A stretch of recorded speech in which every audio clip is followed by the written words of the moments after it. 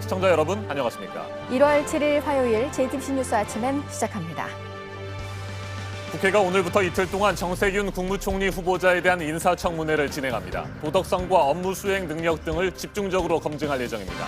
자유한국당 국회의장 출신 정 후보자의 총리 적격성 여부를 계속해서 문제 삼고 있으며 친형과의 금전관계를 비롯한 각종 의혹을 제기하고 있습니다. 반면 더불어민주당은 야당의 의혹 제기를 정치 공세라며 비판하고 있습니다. 그러면서 정 후보자가 국민 통합을 이룰 적임자라고 맞서고 있습니다. 자유한국당이 민생법안에 대한 필리버스터를 모두 풀기로 하면서 모레 본회의에서 민생법안들이 먼저 처리가 될 예정입니다. 하지만 검경수사권 조정 법안과 유치원 3법에 건 필리버스터 신청은 처리하지 않은 상태라서 이와 관련한 여야의 물밑 협상이 이어질 것으로 보입니다. 이란에서 신의 대리인으로 통하는 최고 지도자 하메네이가 공개석상에서 눈물을 보였습니다. 미군의 공습으로 숨진 솔레이마니 이란 혁명수비대 사령관의 장례식장에 섭니다. 이란 국민을 위로하면서 다시 한번 미국을 향해 보복과 경고의 메시지를 보낸 것으로 해석됩니다. 미국과 대립하고 있는 팔레스타인 무장정파 하마스 지도자도 장례식에 참석해 유가족을 위로하고 솔레이마니를 예루살렘의 순교자로 추모했습니다. 미군의 공습으로 군부 실세가 사망한 것에 반발해 이란이 핵 합의에서 탈퇴하겠다는 뜻을 밝힌 가운데 트럼프 미국 대통령이 이란은 핵무기를 절대 가지지 못할 것이라는 입장을 내놨습니다. 미국에 대한 보복으로 이란이 핵무기 개발을 다시 할 것이라는 우려가 나오면서 미국의 책임을 묻는 국제사회의 목소리가 높아지고 있습니다. 조국 전 법무부 장관이 어제 검찰에 다시 소환돼 유재수 전 부산시 경제부시장에 대한 청와대 감찰 무마 의혹과 관련해 10시간 동안 조사를 받았습니다. 지난달 27일 검찰이 직권남용 권리행사 방해 혐의로 청구한 구속영장이 기각된 지 열흘 만입니다. 검찰은 앞서 지난 3일 백원우 전 청와대 민정비서관도 두 번째 소환에 조사한 것으로 확인되었습니다. 세월호 참사 당시 지휘를 제대로 하지 않아서 300여 명의 희생자가 나왔다며 김석균 전 해경청장을 포함한 해경 간부 6명에 대해서 검찰이 구속영장을 청구했습니다. 해경 수뇌부의 신병 확보에 검찰이 나서는 건 참사가 나고 5년 9개월 만입니다. 정세균 국무총리 후보자에 대한 국회 인사청문회가 이틀 동안의 일정으로 오늘 시작됩니다. 더불어민주당은 야당의 각종 의혹 제기를 정치 공세라며 비판하고 있습니다. 그러면서 정 후보자가 문재인 정부 국정 운영의 중심을 책임지고 국민 통합을 이룰 적임자라고 주장하고 있습니다. 반면 자유한국당은 국회의장을 지낸 정 후보자가 총리가 되면 삼권 분립의 원칙이 훼손된다며 국회 인준에 부정적입니다. 네, 총리 후보자는 국회 본회의에서의 인준 표결 절차도 거쳐야 합니다. 여당이 당초 어제 열려고 했던 본회의를 모레로 연기한 것도 오늘과 내일 있을 정세균 총리 후보자 인사청문회가 영향을 미쳤습니다. 먼저 윤세민아 기자입니다. 정세균 국무총리 후보자의 지명 직후 국회의장 출신의 국무총리가 삼권 분립을 위배하는지 논란이 일었습니다. 자유한국당은 국회의장을 지낸 정 후보자가 행정부 2인자 자리에 가는 것은 삼권 분립 훼손은 물론 다가올 총선에서 중립성을 흔들 수 있다고 주장하고 있습니다. 이에 대해 정 후보자는 현직 국회의장이 국무총리가 되는 것은 문제가 있겠지만 국회의원은 국회법에 따라 국무총리 겸직이 허용돼 있다고 맞받은 상태입니다. 야당은 정 후보자의 각종 금전 문제도 파고들고 있습니다. 20년 전부터 친형에게 빌린 3억 2천만 원을 후보 지명 열흘 전에야 갚았다는 점을 지적하면서 이자도 없이 수십 년간 갚지 않은 것은 사실상의 증여라는 겁니다. 정 후보자의 개인 싱크탱크 격인 국민시대 재단 출연금이 재산 신고에 누락됐다는 의혹도 제기했습니다. 반면 여당은 정 후보자가 국민 통합을 이룰 적임자라면서 야당의 의혹 제기는 무분별한 정치 공세라는 입장입니다. 국무총리는 장관과 달리 국회 본회의 표결까지 거쳐야 하는 만큼 청문회장 내 여야 대결은 더욱 치열할 것으로 보입니다. JTBC 윤세민입니다. 더불어민주당은 어제 임시국회 본회의를 열고 검경 수사권 조정안을 상정할 계획이었죠. 하지만 오는 9일로 본회의를 늦췄습니다. 정세균 총리 후보자의 인사청문회를 고려했다는 분석이 나옵니다. 당장의 극한 대치를 일단 피한 겁니다. 김소영 기자가 보도합니다.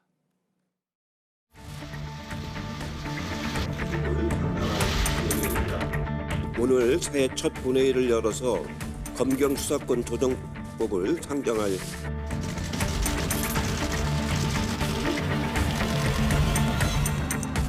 내일 7시에 열린다고 보면 되는 걸까요? 아직은 상황 변동이 없는 거잖아요.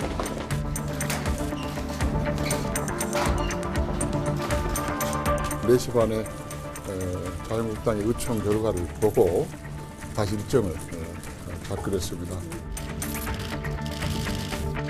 언론인이 보장. 9일날 정상적으로 본회의를 열자고 제안했고요. 필리버스터들 전면적으로 민생 법안에 대해서 다 풀겠다. 이렇게 본회의는 정세균 국무총리 후보자에 대한 인사청문회가 끝난 이후인 오는 9일로 가닥이 잡혔습니다. 공수처법 처리 때와 같은 충돌이 예상됐지만 막판 민주당과 한국당이 의사 일정에 합의한 겁니다. 민주당 관계자는 본회의 표결을 거쳐야 하는 총리 인준 절차를 앞두고 제1야당인 한국당과의 극한 대립은 피하자는 의견이 많았다고 설명했습니다. 한국당에선 연말 의원 총사퇴를 선언한 이후 이른바 투쟁 동력이 떨어진 걸 우려하는 분위기가 고려됐다는 해석도 있습니다. JTBC 김소현입니다. 자유한국당이 연금 관련 3법을 비롯한 민생 법안 170여 건에 대해서 필리버스터 무제한 토론을 하지 않기로 했습니다. 여야가 여전히 의견차를 보이고 있는 유치원 3법 등은 철회 대상에서 제외됐지만 일단 필리버스터 대상에서 풀린 민생 법안들은 조만간 국회를 통과할 것으로 보입니다. 윤세민아 기자입니다. 자유한국당은 어제 오후 의원 총회를 열고 민생 법안 177건에 대해 필리버스터를 풀기로 결정했습니다. 저소득층 노인과 장애인을 지원하기 위한 국민연금법 등 연금 관련 3법과 데이터 경제를 활성화하기 위한 개인정보보호법 등 데이터 3법이 포함됐습니다. 오는 9일 열릴 예정인 본회의에서 이들 민생 법안이 일사천리로 처리될 가능성이 커진 겁니다. 앞서 한국당은 공수처 설치법 등을 저지하기 위해 지난해 11월 199개 법안에 대해 필리버스터를 신청했습니다. 하지만 유치원 3법 등 여야 간 이견이 큰 법안은 이번에도 필리버스터 철회 대상에서 빠졌습니다. 유치원 3법의 경우 총선을 앞두고 지역 유치원 단체들의 영향력을 무시하기 어렵다는 사정도 고려된 것으로 보입니다. 본회의 부의 석 달이 다 된 유치원 3법의 처리가 또다시 지연될 가능성이 높다는 분석이 나오는 이유입니다. JTBC 윤세민입니다. 이란에서 신의 대리인으로 통하는 최고 지도자 하메네이가 공개석상에서 눈물을 보였습니다. 미군의 공습으로 숨진 솔레이마니 이란 혁명수비대 사령관의 장례식장에 섭니다. 이란 국민을 위로하면서 다시 한번 미국을 향해 보복과 경고의 메시지를 보낸 것으로 해석됩니다. 미국과 대립하고 있는 팔레스타인 무장정파 하마스 지도자도 장례식에 참석해 유가족을 위로하고 솔레이마니를 예루살렘의 순교자로 추모했습니다. 이재승 기자가 보도합니다. 이란의 최고 지도자 아야톨라 알리 하메네이가 눈물을 보이며 격한 감정을 드러냈습니다. 어제 이란 수도 테헤란에서 진행된 솔레이마니 혁명수비대 사령관의 장례식에서입니다. 그는 이슬람 경전인 쿠란과 추모 기도문을 낭송하다가 눈물을 보이며 애통해하는 모습을 보였습니다. 이 장면은 이란 국영방송을 통해 전국에 생방송됐습니다. 이란에서 권력의 정점이자 신의 대리인으로 불리는 최고 지도자가 눈물을 흘리는 일은 매우 보기 드문 일입니다. 이란 국민을 위로하면서 미국에 보내는 경고를 담은 다각적 포석으로 해석됩니다. 솔레이마니 사령관이 지난 3일 미국의 드론 공격으로 숨진 뒤 이란 내 반미 분위기는 갈수록 격해지고 있습니다. 이란의 새 사령관은 이 지역에서 미국을 제거하는 것이 목표라고 선언했습니다. 미국과 대립하고 있는 팔레스타인 무장정파 하마스의 지도자 이스마일 하니에도 장례식에 참석해 유가족을 위로했습니다. 하니에는 솔레이마니를 가리켜 예루살렘의 순교자라고 표현했습니다. 예루살렘은 이스라엘이 점령하고 있지만 이슬람 교도에게는 선지자 무함마드가 승천한 성지로 통합니다. 특히 팔레스타인인들은 동예루살렘을 미래 독립국 수도로 간주하고 있습니다. 그러나 이스라엘은 하마스를 테러 조직으로 규정하고 있고 미국 국무부도 2018년 1월 하마스를 이끄는 하니에를 국제 테러리스트로 지정했습니다. JTBC 이재승입니다. 가혹한 보복을 예고한 이란은 어제 핵합의 탈퇴를 선언했죠. 도널드 트럼프 미국 대통령은 이와 관련해 이란은 결코 핵무기를 갖지 않을 것이라며 우회적으로 강한 경고의 신호를 보냈습니다. 중동의 긴장감이 이처럼 고조되고 있는 가운데 러시아는 미국의 책임론을 제기했습니다. 국제기구들도 잇따라 우려의 목소리를 내고 있습니다. 워싱턴에서 임종주 특파원이 보도합니다. 트럼프 미 대통령은 트윗을 통해 이란의 핵합의 탈퇴 선언에 대한 입장을 밝혔습니다. 이란은 결코 핵무기를 갖지 않을 것이라는 내용의 한 문장짜리 글이었습니다. 우회적 경고이자 협상 가능성을 열어둔 표현으로 읽힙니다. 단어도 모두 의지를 강조할 때 쓰는 대문자로 나열했습니다. 이란은 하루 전 솔레이마니 공습 피살에 반발해 핵 프로그램 제한을 지키지 않겠다고 선언했습니다. 이에 대해 러시아는 이란의 선언은 미국이 일방적으로 합의를 파기한 때부터 살펴야 한다며 미국 책임론을 제기했습니다. 앞서 트럼프 행정부는 핵 합의가 불공정하다며 2018년 5월 일방적으로 탈퇴했습니다. 미국과 이란 간 무력 충돌 위기가 고조되자 국제기구들도 잇따라 우려를 표했습니다. Geopolitical tensions are at their highest level this century, and this turbulence is escalating. At our meeting today, allies called for restraint and de-escalation. A new conflict would be in no one's interest. 유네스코는 문화유산은 국제사회가 보호하고 보존할 책임이 있다는 입장을 밝혔습니다. 트럼프 대통령의 이란 내 문화유적에 대한 보복 공격 가능성 언급과 이를 둘러싼 논란을 겨냥한 발언으로 보입니다. 워싱턴에서 JTBC 임종규입니다. 무장한 드론 공격으로 미국이 이란의 군부 실세 솔레이마니 사령관을 공습 살해한 것과 관련해 북한의 공식 매체도 첫 보도를 내놨습니다. 왕이 중국 외교부장과 라브로프 러시아 외무장관의 전화통화 소식을 우회적으로 전하면서입니다. 대외 선전 매체 메아리는 중동이 미국의 무덤이 될 것이라고 비판했습니다. 이자연 기자입니다. 조선중앙통신은 어제 미국이 이라크 바그다드시에 있는 한 비행장에 미사일 공격을 가했다고 처음 보도했습니다. 중국 왕이 외교부장과 러시아 라브로프 외무장관이 전화통화를 하면서 미국의 미사일 공격을 규탄했다는 겁니다.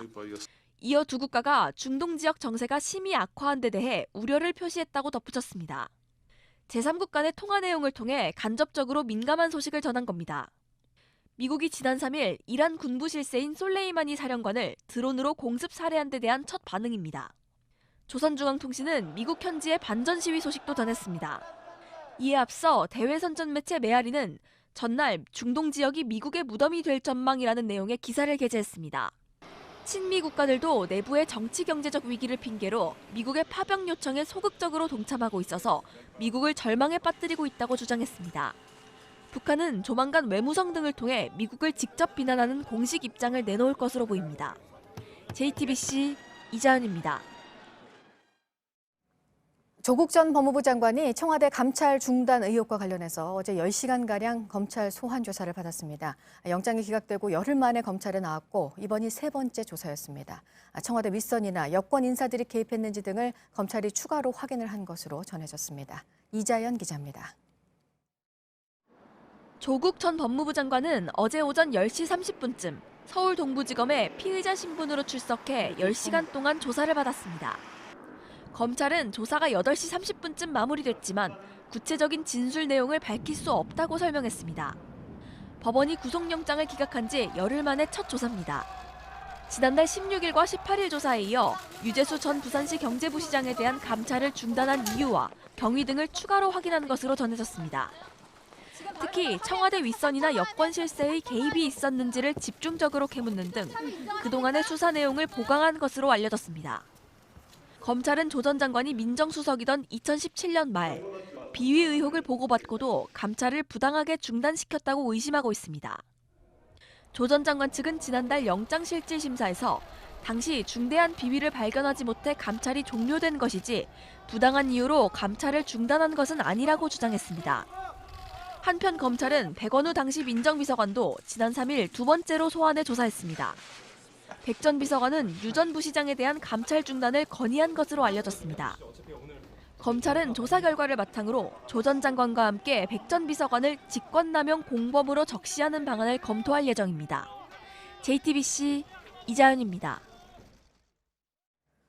국회 패스트트랙 충돌 사건으로 여야 의원들이 무더기로 재판에 넘겨졌고 총선 움직임이 본격화되는 시점이어서 파장이 예고가 됐었습니다. 오는 4월 총선의 변수로 꼽혔는데요.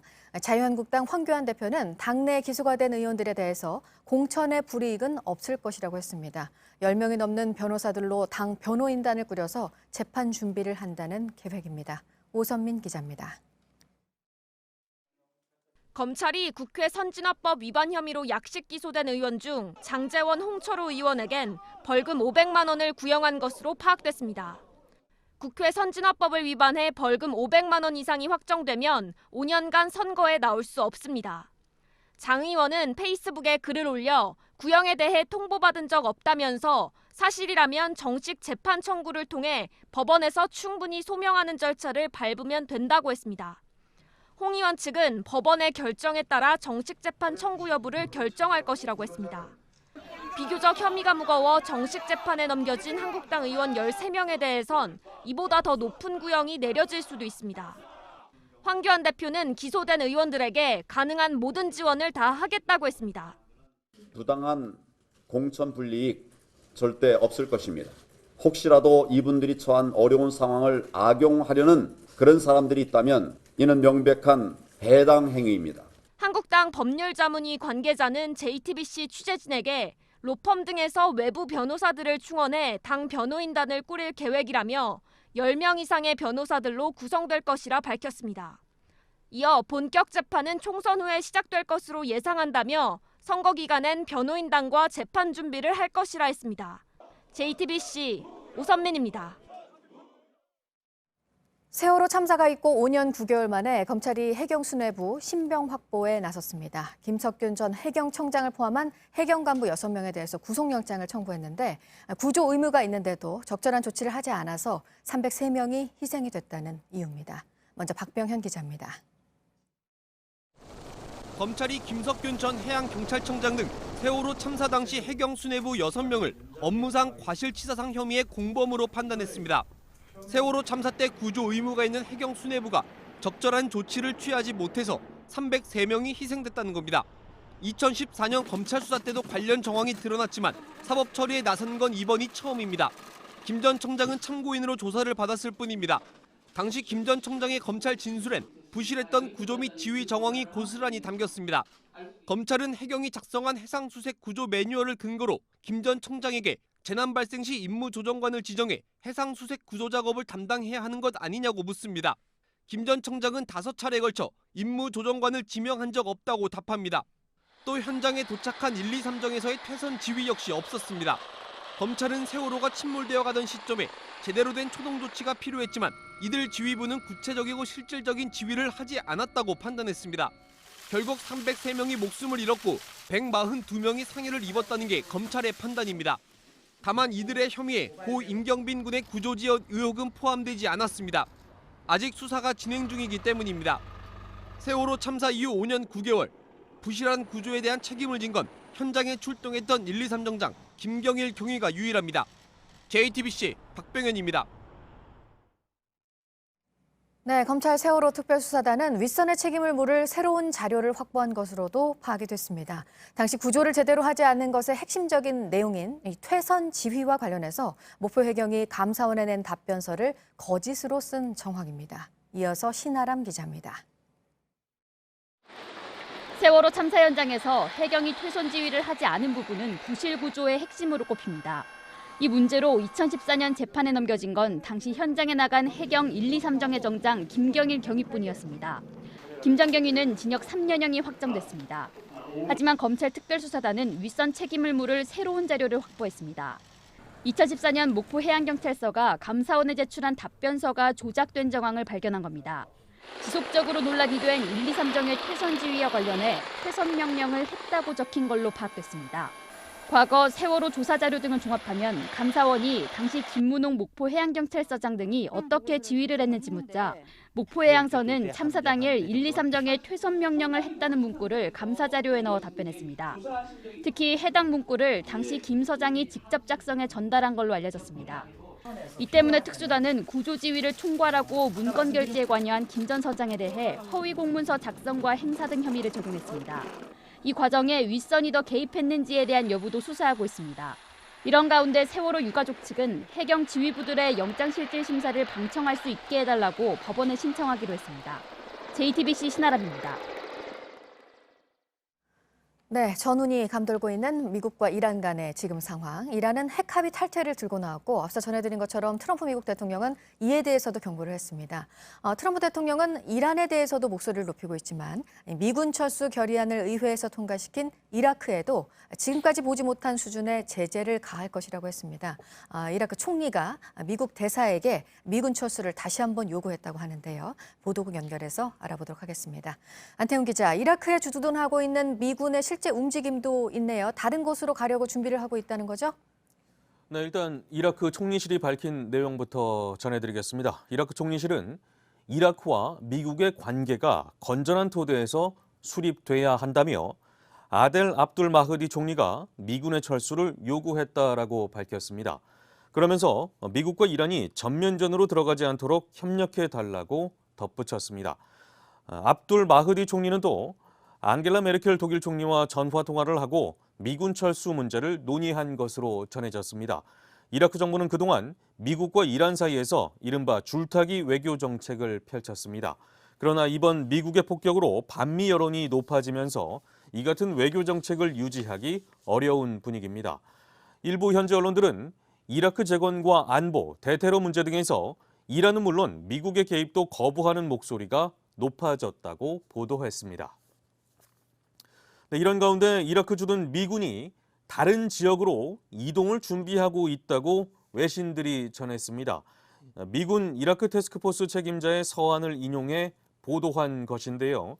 미군이 앞으로 몇 주 동안 병력을 재배치할 것이란 내용입니다.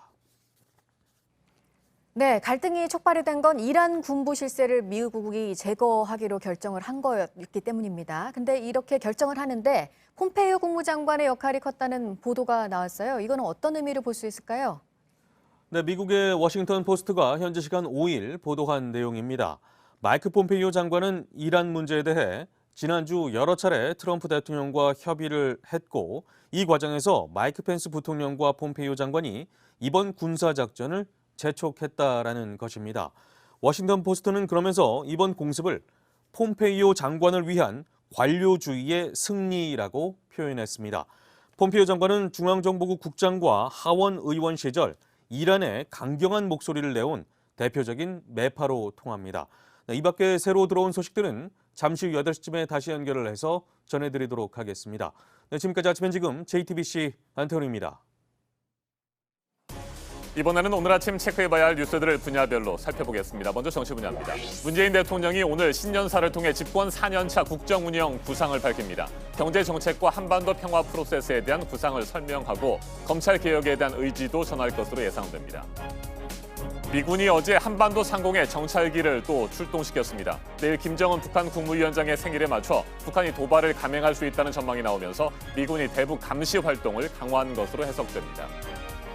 국회 사무처가 폭행 혐의로 자유한국당 김명현 의원을 검찰에 고발했습니다. 지난해 말 선거법 개정안 표결 당시 국회의장석 주변에서 경호를 하던 국회 경위를 가격해 전치 12주의 중상을 입힌 혐의입니다.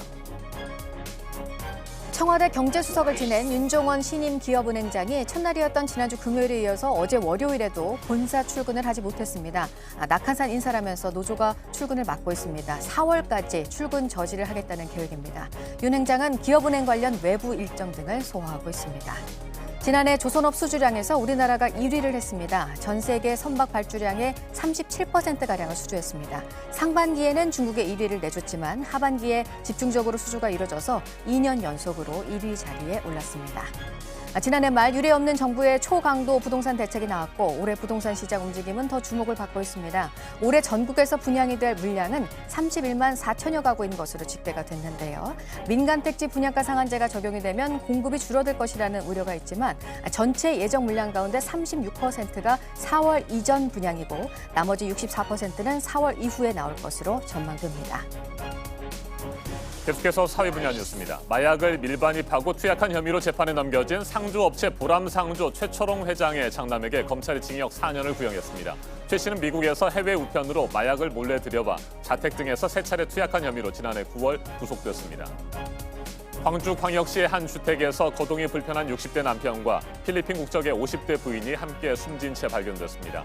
경찰은 지병을 앓고 있던 부인이 먼저 쓰러져 숨진 뒤 거동을 하지 못하던 남편이 돌봄을 받지 못해 사망한 것으로 추정하고 정확한 사망 원인을 조사하고 있습니다. 어제 오후 충북 음성군의 한 중고 가구점에서 불이 났습니다. 조립식 샌드위치 패널 한 동이 모두 불에 타 소방서 추산 1억여 원의 재산 피해가 났습니다. 인명피해는 없었습니다. 경복궁 덕수궁을 포함해 4대 궁과 종묘, 조선 왕릉을 찾은 관람객이 지난해 역대 가장 많았습니다. 1,338만 명으로 전해에 비해서 18% 가까이 늘었습니다. 경복궁을 찾은 관람객이 가장 많았고요. 시기별로는 10월 관람객이 가장 많았습니다. 시청자 투표 조작 의혹으로 제작진이 구속된 엠넷 아이돌 오디션 프로그램을 통해 나왔습니다. 보이그룹 엑스원이 데뷔 4개월여 만에 해체를 합니다. 반면에 역시 이 프로그램으로 만들어진 걸그룹 아이즈원은 활동을 재개하는 걸 긍정적으로 검토하고 있는 것으로 알려졌습니다.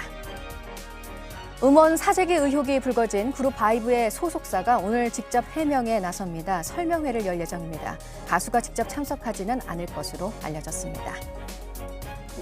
네, 오늘 추미애 법무부 장관과 윤석열 검찰총장의 만남에 관심이 쏠리고 있습니다. 지금 가장 주목이 되는 게 검찰에서 곧 대규모로 있을 것으로 보이는 인사인데, 하지만 오늘은 이 얘기를 직접 하지는 않는다고 합니다. 인사 관련 의견을 듣는 건 통상적 절차에 따라 별도로 이루어질 것이라는 게 법무부의 설명입니다. 보복을 말하고 있는 미국과 이란 때문에 전 세계 금융시장 또 원유 시장이 타격을 받고 있습니다. 어제는 긴급 경제관계장관 회의가 열렸고 오늘은 확대 거시경제 금융회의에서 이란 사태에 대한 대응 방안을 논의할 예정입니다. 설 연휴 열차 승차권 온라인 예매가 조금 전부터 시작이 됐습니다. 오는 23일부터 27일까지 운행하는 열차 승차권에 대해서 오늘은 경부, 경전, 동해, 충북선, 내일은 호남, 전라, 강릉, 중앙선 등을 예매하실 수 있습니다. 온라인은 오후 1시에 예매가 끝납니다. 역과 대리점은 아침 8시부터입니다. 분야별 뉴스들 체크해드렸습니다. 이어서 기상정보입니다. 출근길 비구름이 가득합니다. 거의 모든 지역에 비나 눈이 오고 있고요. 곳곳 시간당 5mm 안팎으로 빗줄기도 강한 편입니다. 비는 내일까지 이어지겠고요. 내일 오전에 대부분 그치겠지만 강원과 충북, 전북 일부 지역에서 오후까지 이어지는 곳도 있겠습니다. 강원 산간에 내일까지 최고 30cm의 눈이 쌓이겠습니다. 비도 중부지방 중심으로 최대 80mm로 양이 많겠습니다. 계속해서 돌풍과 천둥, 번개도 동반하겠고요. 강원 북부 산간 지역에는 대설 예비특보 발효 중입니다. 오늘 낮 기온은 서울이 7도, 대구 13도, 전주와 광주 16도로 어제보다 조금 더 오르겠습니다. 북한은 최고 7도 정도로 우리나라보다 대체로 쌀쌀하겠습니다. 내일 비가 그치고 밤부터 찬바람이 강하게 불어오면서 모레 목요일 아침부터 다시 영하권으로 떨어지겠습니다. 기상정보였습니다.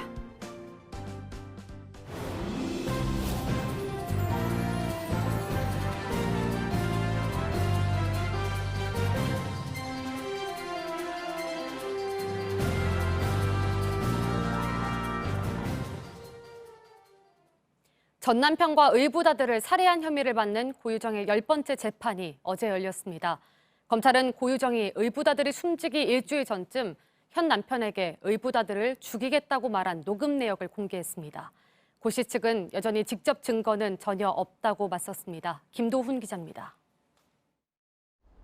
검찰은 의붓아들 사망이 고유정의 계획범죄였음을 입증하기 위해 주력했습니다.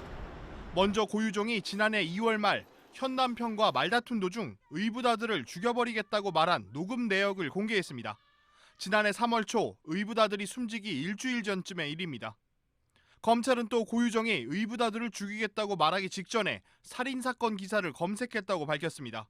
치매 노인의 얼굴을 베개로 눌러 숨지게 한 사건이었습니다. 모두 고유정의 계획범죄에 무게를 두는 정황들입니다. 고유정 측은 여전히 직접적인 증거는 하나도 없다는 입장입니다. 재판부는 오는 20일 결심 공판에서 검찰의 구형을 들은 뒤 다음 달 초 고유정에 대한 1심 선고를 내릴 예정입니다. 한편 고유정은 이번에도 법정에서 머리로 얼굴을 가렸습니다. 지난해 6월 신상 공개 결정 이후에도 머리를 커튼 삼아 얼굴을 철저히 숨겼습니다. 결국 경찰이 신상 공개 대상 강력범의 신분증 사진을 공개하는 방안을 추진 중입니다. 인권 영향평가, 공청회 등으로 여론을 두른 뒤 공개 방안을 결정할 방침입니다. JTBC 김도훈입니다. 오늘 새벽 1시 반쯤 경부고속도로 서울 방향 김천 분기점 인근에서 차량 앞부분이 크게 부서진 SUV 차량이 발견됐습니다. 하지만 차량 운전자는 현장을 떠난 상태로 소재가 확인되지 않고 있습니다. 경찰은 음주운전 가능성을 염두에 두고 사라진 운전자의 행방을 찾고 있습니다. 어제 저녁 8시 반쯤 경남 창원시 구암동 동마산 나들목 인근 교차로에서 택시가 중앙선을 넘어 마주오던 시내버스와 승용차를 잇따라 들이받았습니다. 이 사고로 30대 이모 씨 등 사고 차량 탑승객 8명이 얼굴과 손, 발 등을 다쳐 병원에서 치료를 받았습니다. 다행히 크게 다친 사람은 없었습니다.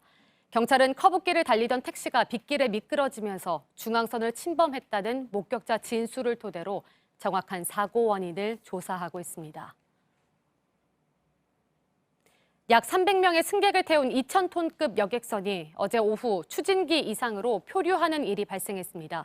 당시 여객선은 울릉도 안반에 5m까지 위험하게 접근한 채 표류했던 것으로 전해졌습니다. 해경은 구조정을 현장에 급파해 사고 발생 10분 만에 여객선을 안전한 곳으로 이동시켰습니다. 해경은 어망과 밧줄 등 무심코 버린 쓰레기가 선박의 안전을 위협할 수 있다고 지적했습니다. 정치 사회적으로 논란이 뜨거운 이슈에 대해 다양한 목소리를 들어보는 맞짱 토론 시간입니다. 오늘은 2020년 새해 부동산 시장 경기를 전망해 보겠습니다. 12, 16 대책 등 지난해 정부가 내놓은 부동산 대책도 짚어보겠습니다. 먼저 출연자들을 소개해 드립니다. 제 오른쪽입니다. 두성규 한국건설산업연구원 선임연구위원입니다. 안녕하세요. 네, 안녕하십니까? 네. 그리고 제 왼쪽입니다. 한문도 연세대 정경대학원 금융부동산학과 겸임 교수입니다. 안녕하세요. 네, 어서 오십시오. 예. 부동산 시장 안정을 위한 정부의 고강도 대응은 올해도 이어질 전망입니다. 김현미 국토교통부 장관은 총선 불출마를 선언하면서 다시 한번 집값을 잡겠다는 강한 의지를 나타냈습니다. 홍남기 경제부총리도 필요하다면 언제든지 추가 대책을 마련할 수 있다는 뜻을 밝혔습니다. 전문가들 사이에서는 지난해 정부가 내놓은 초강력 대책으로 올 한 해 집값이 안정될 것이라는 전망과 큰 효과가 여전히 없을 것이라는 회의적인 전망이 엇갈리고 있습니다. 토론 시작하겠습니다. 네, 많은 분들이 가장 궁금해하실 질문 곧바로 드려보도록 하겠습니다. 과연 올해 정부의 계획대로 집값이 잡힐 것인가, 그렇지 못할 것인가 이 부분입니다. 먼저 두성규 위원님 어떻게 생각하십니까? 예, 제가 생각하기에는 지금 12, 16 대책 자체가 굉장히 강력한 것은 틀림이 없습니다. 그리고 2018년도에 9.13 대책을 능가한다는 평가가 있는데요. 다만 그 부분에서 시장에서 원하고 있는 공급에 대한 충분한 내용의 메시지가 전달이 안 되고 있기 때문에 제가 보기에는 그 12, 16 대책의 효과 자체는 당분간에 걸칠 것으로 예상이 됩니다. 그래서 지금 시장 상황에서도 관망세를 보이고 있는 부분들이 대부분이고요. 일부 지역에서는 고가 주택들을 중심으로 해서 약간 이제 그 매물들이 급매물들이 나오고 있긴 합니다. 그러나 이런 부분들이 거래량으로 이어지고 있지는 않는 상황이기 때문에요. 이런 부분들이 어떤 설 우리 구정 때까지 그리고 아마도 총선을 전후한 그 시점까지도 시장 상황이 약간 둔화되는 그런 부분들을 보여줄 것 같고요. 그리고 또 시장에서 또 12, 16 대책 발표로 인해서 특징적인 게 6억에서 9억 사이, 그다음에 9억에서 15억 사이, 또 15억 이상으로 해서 정부가 9억 이상을 고가주택 그리고 15억 이상을 초고가주택으로 분류한 그 시장으로 인해서 시장 자체가 굉장히 이전보다는 세분화되는 모습을 보여주고 있기 때문에 아마도 향후 시장 전망을 우리가 조사를 하는 데 있어서도 시장을 나누어서 봐야 되는 그런 부분들의 어려움들은 있을 것 같습니다. 그런데 전반적으로 저는 하반기 들어서면서 충분한 가격의 상승 에너지가 충분히 모여있는 상황이기 때문에 저는 상승 쪽에 하반기부터는 상승 쪽에 무게를 더 두고 있는 상황입니다. 네. 건설산업연구원에 계셔서 그런지 집값이 상승할 것이라는 것을 좀 긍정적으로 보시는 것 같습니다. 네, 긍정적으로 보는데 저희 연구원에서는 오히려 지금 작년에 올해를 전망하면서 하락적으로 전망을 했습니다. 그래서 제가 상승적으로 전망하는 것은 제가 개인적으로 충분한 자료들을 가지고 판단한 결과치지 우리 연구원 입장으로는 사실 오히려 상반되는 모습을 보여주고 있습니다. 네, 그런데 건설산업연구원 측이라든지 아니면 위원님의 예상대로 뭐 하반기에는 좀 오를 것이라고 한다면 정부의 계획이 사실상 뭐 또 실패할 가능성이 높다 이런 분석이 가능하지 네, 않습니까? 그것은 정부가 굉장히 강력하고 통정에 가까울 정도로 대책을 많은 강력함을 강조를 하고 있는데요. 우리가 지금 벌써 대책이 나온 게 지금 3년 정도를 이제 해서 4년차로 곧 넘어가는 상황에서 문재인 정부가 현재 18번 이상의 대책을 발표를 했습니다. 네. 그럼에도 불구하고 충분한 시장이 안정적인 상태를 유지를 못한다는 것은 추가적인 대책을 내더라도 시장이 가지고 있는 궁극적인 필요를 하는 어떤 공급 부분에 대한 어떤 그런 갈증들을 해소시켜 주지 못한다면은 시장 상황은 지금보다 나아질 가능성에 크게 무게를 두기가 어렵지 않을까. 그리고 그런 부분들에 대한 예상을 뒷받침하는 것 중에 하나가 지금 매매 시장은 다소 안정적인 모습을 이제 당분간 보여주겠지만 네. 전세 시장이 굉장히 많은 불안감을 보여주고 있습니다. 그래서 현재 정부가 가지고 있는 대책들을 통해서 시장이 안정되기보다는 지금 부작용으로 나타나고 있는 측면들도 많기 때문에 제가 보기에는 정부가 추가적인 대책을 내놓겠다는 이야기들도 많이 나오고 있지만 그럼에도 불구하고 저는 앞으로 향후에서 상승 가능성 쪽에 더 가능성의 무게를 두고 있습니다. 알겠습니다. 12, 16 대책을 비롯해서 강력한 대책들을 잇따라 내놓았고 올해도 강력한 대책을 계속해서 추진하겠다고 하지만 여전히 집값은 잡히지 않을 것이다. 이런 결론이시군요. 네, 그런 쪽에 무게를 두고 있습니다. 알겠습니다. 한문도 교수님은 어떻게 전망하세요? 저는 일단 반대로 보고 있습니다. 우리 두 박사님 의견과 좀 반대인데요. 왜냐하면 그동안 던졌던 정책들이 집값을 잡겠다는 일관성 분명히 있었습니다. 있었지만 그 경제 성장률을 지키기 위한 경제부처와 국토부의 이견으로 인해서 그 부분에서 조금 미스매치가 좀 있었죠. 분양가 상한제도 예전에 이미 시행을 했더라면 지금 이런 상황이 안 왔을 텐데 아시겠지만 8월 달에 하고 또 11월 달에 두 번 하는 어느 형태를 취하다 보니까 내년 결국 4월 29일 날 올해죠 이제. 네. 4월 달에 되어야 이제 상한제가 실시되거든요. 실제적으로는. 4월 28일로 네, 맞습니다. 해서 종료가 되는 28일 거죠, 이후부터 유예기간이. 시행이 되죠. 네. 그러니까 결국 아직 시행을 안 하고 있는 거죠. 그래서 제가 볼 때는 지금 12, 16 던진 내용을 보면 시장이 그런 신호를 가지고 자정작용을 기대했지만 자정작용이 계속 일어나지 않고 일부 세력이라 그럴까요? 기득권의 편향적인 기사들, 공급 부족이라는 잘못된 신호들. 저는 이제 공급 부족이 아니라고 보고 있는데 이런 것들이 시너지가 합쳐지면서 지금 이제 상승세가 아직은 꺾이지 못하고 있는데요. 기억을 더듬어 볼 건 작년 9.13 대책 이후에 계속 9개월간, 장장 10개월 가까이 하락하다가 중간에 그 리디노메이션 촉발제로 인해 가지고 잠시 반등한 것이 갑자기 불을 탄 것이거든요. 그래서 정부에서 이 총선을 맞이해 가지고 시나리오를 좀 쓴 것 같은 생각을 제가 저번에도 한번 말씀드렸습니다. 그래서 이번에 던진 정책이 그 전에 던진 정책들과 다 결론을 지어 보면 조세 정책, 대출 정책, 규제 정책, 금리만 저금리, 글로벌 때문에 할 수 없이 따르고 있지만 나머지 정책들 다 던졌습니다. 다 던졌고 그것들이 직접적으로 시행되는 시기가 이제 올해부터 시작이죠. 1월부터 공동주택 가격에 대한 공시가격이 현실화되는 것들이 신호들이 나오고 그것도 이어지다 보면은 여러 가지 내용들이 다 합쳐지는 시기가 4월 달부터 본격적으로 시장에 나타나니까 저는 그렇게 보고 있습니다. 그래서 3월 지금 시장에서 한간에 다주택자들이나 이제 투자자들이 하시는 말씀이 3월 달에 총선 여파에 따라서 총선이 만약에 4월에 집권 여당이 좀 유리한 쪽으로 간다 그러면 그때 어떤 매물들에 대해서 결정을 해야겠다라고 얘기를 하고 있습니다. 그 얘기는 뭐냐면 정권이 계속 이 기조를 이어갈 경우에는 보유세 부담이라든지 이런 여러 가지 부담들이 따르기 때문에 매물이 나올 것이고 그 정부가 추구하는 로드맵에 의해서 내년 중간분, 올해 중간부터 내년 초면 이제 신도시 또 공급이 돼요. 이런 부분들이 겹쳐지고 상한제가 시행되면 기존 주택보다 20% 싼 주택들이 신규로 나오는데 기존 주택보다 새 주택이 더 좋은데 더 저렴합니다. 그럼 누가 기존 주택에 매입을 들어가겠습니까? 저부터라도 분양가 상한제 물건을 가져. 물론 로또 문제라는 그런 청약 열풍 이런 자그마한 문제는 있지만 전체적인 요소를 봤을 때 제가 볼 때는 이 하방 압력이 너무 많습니다. 그래서 제가 볼 때는 시간은 좀 걸리겠지만 3월 이후로 기점을 마련해서 제가 볼 때는 차차 하향 안정세로 좀 돌아서지 않을까 좀 그렇게 보고 있습니다. 네, 하향 안정세라고 한다면 집값이 더 오르는 것이 아니고 내려갈 가능성이 크다 이런 말씀이신 겁니까? 네, 맞습니다. 저는 좀 많이 보고 있습니다. 지금 전세 가격의 비율이 우리 앵커님도 아시겠지만 예전에 집값이 오를 때는 전세 가격이 어느 정도 60%, 70%까지 받쳐졌습니다. 그래서 갭 투자라는 것이 이제 가세를 했죠. 근데 지금은 50% 이하입니다. 강남 일대가. 갭이 많이 벌어졌어요. 갭 투자가 힘들어요. 힘든 상태에서 이 독자적으로 수요를 지금 원천 차단하는 형태로 정부에서 15억 주택은 다 막아놨지 않습니까? 대출금리. 수요가 분명히 줄어있는 상태에서 어디로 가겠어요? 갈 길이 없다는 얘기죠. 그럼 매물이 나온다라면 정부가 우려하는 도리어 경제 침체나 부동산 절벽을 우려한 것이 과다 우려한 것이 지금 이런 상황을 낳았는데 제가 볼 때는 이런 것이 시너지가 묻혀서 마지막 결과론적으로 시장에 나타나는 신호가 나타나는 시점이 아까 말씀드린 3월, 4월이라고 보는 거죠. 그래서 제가 볼 때 3월, 4월의 시장 상황을 보시고 분명히 대처하시는 게 좋다. 하방 압력이 너무 강하다. 이렇게 말씀드리겠습니다. 네, 총선 얘기를 잠깐 해주셨는데요. 이번 선거 결과가 부동산 시장에도 상당한 영향을 미칠 것으로 예상하세요? 예, 맞습니다. 이거 다주택자의 일부분 대부분의 특히 서울 수도권의 대부분 다주택자분들의 어떤 매물을 가지신 분들이 총선에서 만약에 집권 여당이 패한다라면 차기 정부 대선에서 부동산 정책이 분명히 변할 것이다라고 네. 기대를 하고 있습니다. 그러면 역으로 총선에서 집권 여당이 승리를 하게 된다라면 이 정책은 당분간 다음 대선까지도 이어질 가능성이 높기 때문에 이런 상태로 보유세 부담을 많이 갖고 양도세 부담을 계속 가면서 심리적인 불안감을 계속 가기에는 힘들거든요. 그럼 이제 매물이 출하되기 시작하고 갭 투자자들이 들고 있던 매물이 나오고 신도시 물량까지 겹쳐지면 제가 볼 때 이제 시장의 안정성의 어떤 신호들이 많이 나타나게 되면 제가 볼 때는 좀 안정세로 돌아서지 않을까 좀 그렇게 보고 있습니다. 알겠습니다. 4월 28일로 유예 기간이 종료되는 민간택지 분양가 상한제에 대해서 얘기를 좀 해보죠.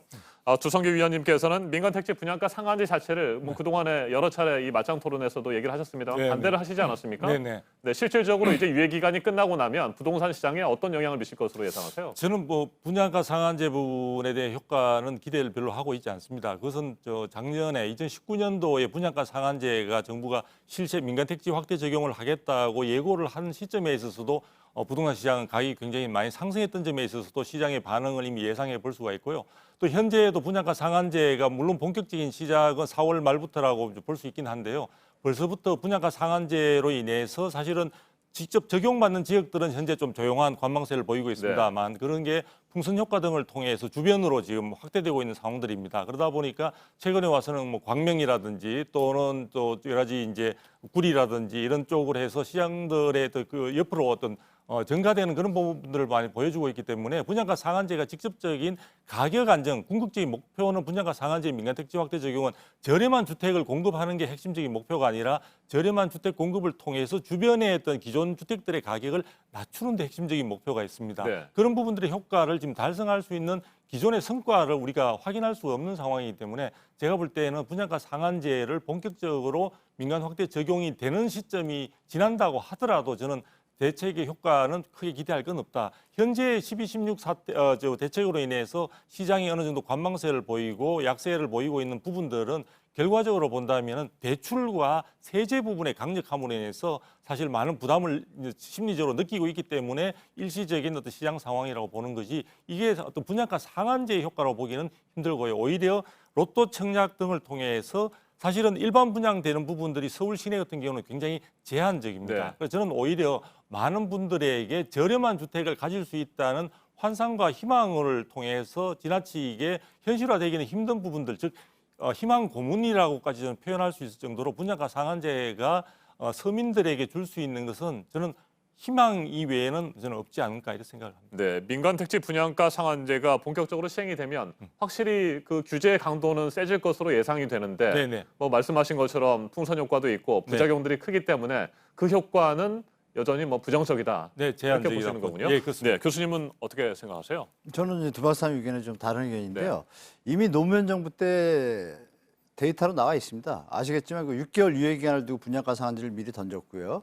2007년 6월에 던져서 2007년 12월에 2008년부터 시작되는데 그 뒤로 딱 6개월 뒤부터 집값이 안정이 됐습니다. 그리고 몇 달 뒤에 글로벌 금융위기가 터졌어요.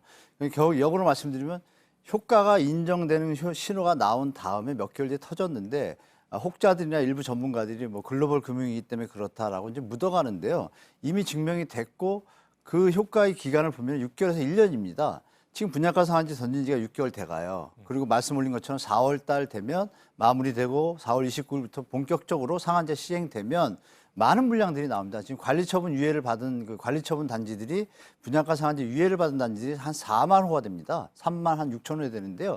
그 물량들이 4월 전에 공급을 해야만 분양가 상한제 유예를 받지 않습니까? 네. 그러면 그 물량들이 현재 시세보다는 저렴한 가격, 심하면 국토부 발표는 30%까지 다운된 가격인데 그런 것을 감안해 볼 때 분명히 기존 시장에 주는 압력은 클 겁니다. 로또 청약 열풍이 있다 할지라도 일단 구매 심리자들이 요번에 청약이 돼서 안 되더라도 다음 현장을 기다리는 대기 수요들이 많아지지 기존 시장으로 가서 주택 가격이 더 높음에도 진입하려고 하지는 않을 겁니다. 그래서 제가 볼 때는 분양가 상한제가 5월 1일 전에 이미 시장에서 나오는 분양가 상한제 유예 물건들로 인해서 그것도 이미 허그해서 분양 어떤 상한가 비슷하게 대출 어떤 조정을 통해 가지고 분양가 인하 압력을 많이 주고 있거든요. 상한제 버금가는 효과를 주고 있기 때문에 아마 1, 2월에 한번 보십시오. 이제 나오는 물건들이 대단히 물건들이 다 예상보다 조금 저렴하게 분양가가 책정될 겁니다. 그렇다면 기존 시장은 분명히 하방 압력을 받을 수밖에 없죠. 그래서 그것이 본격적으로 4월이 끝나고 5월부터 간다라고 하면 모든 그 대기 수요자들이 다음에 나올 매물들을 기다리는 현상이 벌어질 겁니다. 그러면 여러 가지 아까 말씀드린 정책들과 합쳐서 시너지 효과를 나타내게 되면 도리어 정부가 우려하는 거래 절벽이 올까 저도 걱정하는 단계입니다. 그래서 제가 볼 때는 분명히 하방 압력이 강하기 때문에 너무 이렇게 방심호 지금 말씀하신 것처럼 계속 상향한다 이런 것에 무게를 뒀다가는 자칫 자산 포트폴리오에 문제가 있을 수 있으니까 좀 보수적으로 좀 보시는 게 좋을 것 같습니다. 네, 12, 16 대책도 그렇고요. 정부의 부동산 대책의 핵심은 일단 대출 규제를 강화하는 것 그리고 세 부담을 늘리는 것 아니겠습니까? 이 두 가지의 효과는 올해 어떻게 전망하시는지 두 분의 얘기를 좀 들어보도록 하겠습니다. 위원님. 제가 볼 때는 세제 부분을 통해서는 상당히 그 충격이 클 것으로 생각이 듭니다. 그래서 이제 일단은 공시가격부터 올라가기 때문에 세율까지 올라가게 된다면은 그 마무리 부분은 아무래도 새롭게 이제 그 국회가 구성되게 되면 거기서 이제 어떤 입법 부분이 완료가 되겠죠. 그 부분에서 세제 부분에 대한 부담이 크다는 것은 보유에 대한 부담이 크다는 것인데 정부가 사실 세제와 관련해서도 예전에 이야기할 때는 보유세를 강화시켜서 매물들을 시장에 나오도록 하되 충분한 거래를 용이하게 할 수 있도록 거래세를 낮추는 쪽이 전체적인 정책의 방향성이었습니다. 그러나 거래세 부분과 관련해서는 사실 이번에도 10년 이상 보유한 사람들에 대해서 6월 말까지 사실은 일부 중과되는 부분만 면제시켜주는 그런 부분들이 한정적인 그러한 대책을 내놓았기 때문에 실제로 거래세가 낮추지 않는 가운데 보유세를 높이는 것은 아마도 많은 주택 보유자들에게 불만만 많이 가지는 상황으로 되지 않을까.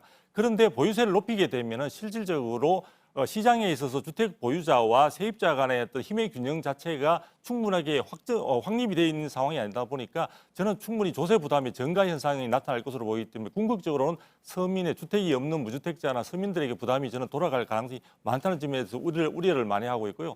대출 규제와 관련해서도 지금 시중에 많은 풍부한 자금들은 서민들의 어떤 대출 문턱을 막아버리게 될 경우에서 실제로 서민들에게는 부담을 주지만 충분한 어떤 현금 자산을 많이 가지고 있는 분들은 주택을 구입하거나 하는 데 있어서 우리 로또 청약에서 보도하시피 큰 충격을 받고 있지 않습니다. 그리고 실제 강남 지역에 있어서 모 아파트에 지금 최근에 지난주죠. 그때 212대 1이라는 놀라운 15억 이상의 어떤 분양가가 있는데도 불구하고 대출이 되지 않지만 경쟁률이 정말 천문학적으로 나왔던 걸 감안한다면 저는 이 세제와 대출 부분의 어떤 대책만을 가지고 정책적인 효과를 기대하기는 다소 무리가 많을 것으로 예상이 되기 때문에 12, 16 대책 자체도 어느 정도 시간이 지나면은 제가 볼 때는 한 달 정도 이상이 경과되는 시점에서는 통증은 많이 느끼겠지만 이 부분들을 아마 다른 방면으로 해서 해소시킬 수 있는 쪽으로 아마 시장은 탈출구를 모색하지 않을까 이런 생각을 해보게 됩니다. 네, 한문도 교수님, 대출 규제와 세부담 증가 이 부분 어떻게 보고 계십니까? 일단 뭐 우리가 시장에서 보면 프라이스 리더라고 하지 않습니까? 어떤 주택 가격이 좀 그 가치가 있는 것이 높아지기 시작하면 중위 가격의 주택도 그것을 따라가는 어떤 추세가 있지 않습니까? 네. 지금 이제 그 세부담을 늘린 그 정부의 목적은 그런 것 같습니다. 일단 반포나 강남의 일부 지역에 30억을 넘는 아파트들이 두 주택 갭 투자를 한 분들이 좀 계세요. 그분들 경우에 이제 35억에서 공시지가 현실화, 공시가격 현실을 하면 80%에 해당되거든요. 그랬을 때 세부담이 거의 뭐 8천 1억에도 가깝습니다. 그래서 기존에 2, 3천 내던 것이 갑자기 급하게 오르고 2주택자니까 세부담 상한을 예전엔 200%에 뒀지만 300%가 늘려놨거든요. 올해가 지나면 예년하고 아주 다른 상황이 옵니다. 그래서 그분들이 만약에 매물을 내놓는 시기가 된다라면 그것이 이제 신호를 주겠죠, 시장에다가. 35억짜리가 매물이 나오기 시작하는데 다운됐다 그러면은 하방 압력이 언젠가는 천천히 내려다 보면 20억짜리도 18억으로 되는 것이고 게다가 정부의 정책까지 가세하지 않습니까? 그래서 제가 볼 때 세금 정책은 분명히 효과는 분명히 있습니다. 프라이스 리더들이 하향 안정으로 돌아서는 순간 시간은 좀 걸리겠지만 아까 말씀드린 여러 가지 정책들과 시너지 효과가 분명히 나는 시점이 나올 것이라고 보는 거죠. 그래서 제가 볼 때는 그 세부담에 대해서 아까 말씀 주신 거에 좀 반론을 제기하면 9억 이하의 서민들한테 부담이 된다고 말씀하셨는데 정부에서는 이 부분도 충분히 고려해서 9억 이하의 주택자들에 대해서 세부담 상한을 줄여놨습니다. 거의 없습니다. 다만 이제 10억, 15억, 20억이 되는 부분들에서 누진적으로 좀 과세를 한 것뿐이지. 그리고 그 재원을 또 공공임대주택 쓰겠다라고 명분을 갖고 공공성을 가졌기 때문에 제가 볼 땐 정부의 명분성과 공익성 또 실효성은 다 이루어질 거로 보고 있고 20억 이상의 주택들이 하향 안정화되기 시작하면 시장의 하방 압력 요인으로 또 추가가 되기 때문에 시장에 좀 분명히 좀 안정화되는 데 도움이 될 것 같습니다. 네, 알겠습니다. 끝으로 한 가지 질문만 더 드리도록 하겠습니다. 앞서 제가 말씀을 드렸던 것처럼 홍남기 경제부총리 필요하다면 언제든지 추가 대책을 마련할 수 있다. 이렇게 얘기를 했습니다. 물론 뭐 지금 상황에서라도 집값이 잡힌다면 추가 대책을 내놓지 않겠지만 필요하다면 내놓겠다 이런 뜻으로 해석이 되는데 어떤 대책을 생각하고 있을까요? 제가 볼 때는 뭐 홍남기 부총리뿐만 아니라 지금 김현미 장관도 국토부 장관도 아마 추가적인 대책 자체를 뭐 공식적으로 거의 언급을 하고 있는 상황들입니다. 네. 그러다 보니까 대책이 나올 것은 틀림이 없는 것 같고요. 근데 대책 부분에 대한 성격은 아마 지금 현재 세제 부분이나 또 대출 부분에 있어서는 너무나 강력하게 되어 있는 상황이기 때문에 추가적으로 지금 전세 시장의 불안 요인들이 지속이 되고 있는 상황이다 보니까 아마 입법을 추진하고 있는 전월세 상한제나 그다음에 계약갱신 청구권 쪽에 무게를 두고 나올 것으로 보여집니다. 그 밖에는 아마도 지금 현재 부동산 거래와 관련해서 굉장히 자산 부분에 대한 조달 방안이라든지 이런 부분들에 대한 것들을 갖다가 더욱더 주의하는 쪽으로 아마 나올 것으로 보여지기 때문에 그 밖에 다른 부분들에 있어서 추가적으로 새로운 어떤 대책들을 내놓기는 지금 거의 다 나온 상황이라서 추가적인 것을 마련하기는 쉽지 않을 것으로 보여집니다. 그런데 제가 이제 여기서 대책 부분을 뭘 내놓든지 간에 그거는 정부의 선택이긴 하지만 제일 중요한 것은 실질적으로 시장에 있어서 공급 부족에 대한 불안감들을 충분히 해소시켜 줄 수 있는 방안들에 대한 검토가 필요하다. 그래서 그 공급 부족과 관련해서는 신규 주택의 공급을 충분하다는 것뿐만 아니라 아마 기존 주택의 부분이 매물 잠김이 아닌 시장에 출애될 수 있는 쪽의 또 네. 대책들도 함께 검토해보는 것이 상당히 필요하지 않을까 이런 생각이 듭니다. 네, 교수님. 정부의 추가 대책 뭐가 있을까요? 저는 짧게 말씀드리겠습니다. 그 전세 자금의 압박이 이제 오르다 보면은 이제 매매 가격 상승으로 요인을 작용하는데 대부분은 다 정책을 다 펼쳐놨습니다. 남은 거 하나입니다.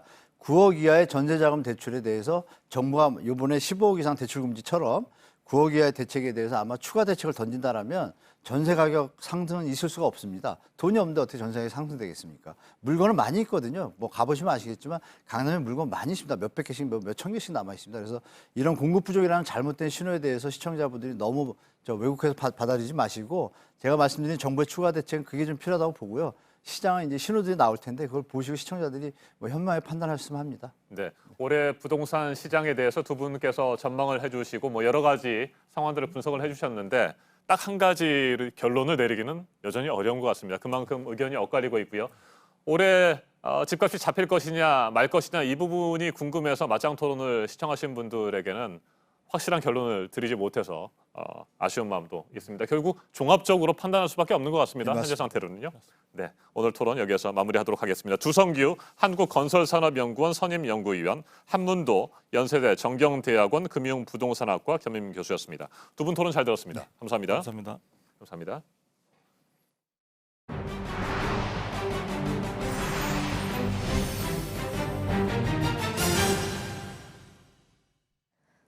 허공으로 버려지는 항공사 마일리지가 어마어마하다는 것과 함께 이 마일리지를 둘러싼 논란은 끊이지 않고 있습니다. 이번에는 대한항공이 항공권을 사는데 마일리지가 더 적게 쌓이고 필요한 마일리지는 더 많도록 제도를 내년부터 바꾸겠다고 하면서 소비자들이 반발하고 있습니다. 먼저 정재우 기자입니다. 대한항공의 마일리지 개편을 무효로 해달라. 닷새 만에 400명 넘는 소비자들이 모였습니다. 공정거래위원회에 대한항공 약관 심사를 청구하기 위해서입니다. 마일리지가 적립되는 신용카드로 새로 바꿨는데 바꾸자마자 이제 대한항공 측에서 앞으로 변경이 되겠다. 대한항공은 내년 4월부터 마일리지 제도를 개편합니다. 현금과 마일리지를 섞어서 항공권을 살 수 있지만 일반석은 마일리지가 예전보다 적게 쌓입니다. 중장거리 노선을 살 때 필요한 마일리지도 늘어납니다. 2, 3년 정도 마일리지 모아서 사용할 수 있는 게 이제는 5, 6년 거의 그 정도까지 걸리게 되는 거거든요. 이번 변경 약관이 무효에 해당한다, 부당하다라고 충분히 볼 수 있고 소비자들은 공정위가 대한항공에 시정명령을 안 내리면 행정소송도 낼 수 있다는 입장입니다. 대한항공에 대한 민사소송도 검토 중입니다. JTBC 정재우입니다. 네, 이렇게 항공사 측과 소비자 쪽의 생각이 다른 건 이 마일리지에 대해서 서로 다르게 보고 있기 때문입니다. 소비자는 이것도 직접 모은 자산이라고 보고 있고 항공사에서는 고객에 대한 서비스라고 보고 있습니다. 이어서 이호진 기자입니다. 김동환 씨는 마일리지를 모으려고 해외 출장 때마다 대한항공을 탔습니다. 마일리지를 모아 내년 여름엔 아내와 이탈리아 여행을 가려는 계획도 세웠습니다. 하지만 내년 4월부터 유럽 항공권에 필요한 마일리지가 늘어납니다.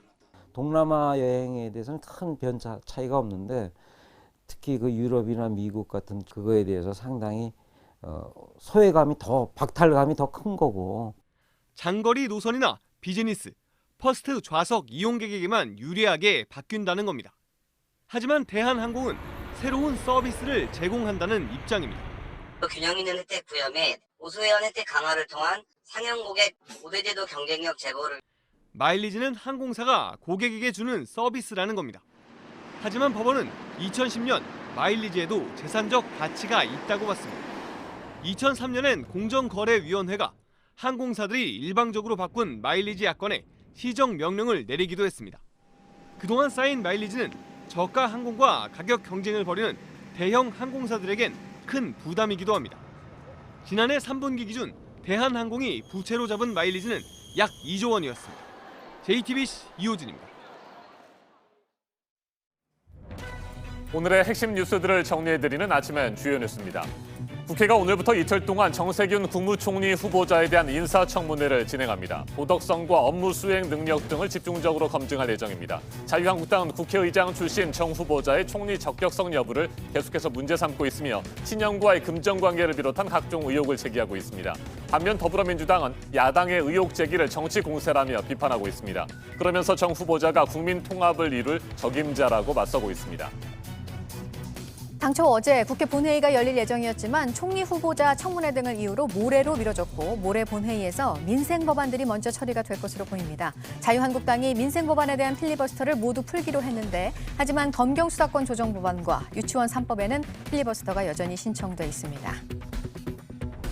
이란에서 신의 대리인으로 통하는 최고 지도자 하메네이가 공개석상에서 눈물을 보였습니다. 미군의 공습으로 숨진 술레이마니 이란 혁명수비대 사령관의 장례식장에 섭니다. 이란 국민을 위로하면서 다시 한번 미국을 향해 보복과 경고의 메시지를 보낸 것으로 해석됩니다. 미국과 대립하고 있는 팔레스타인 무장정파 하마스 지도자도 장례식에 참석해 유가족을 위로하고 술레이마니를 예루살렘의 순교자로 추모했습니다.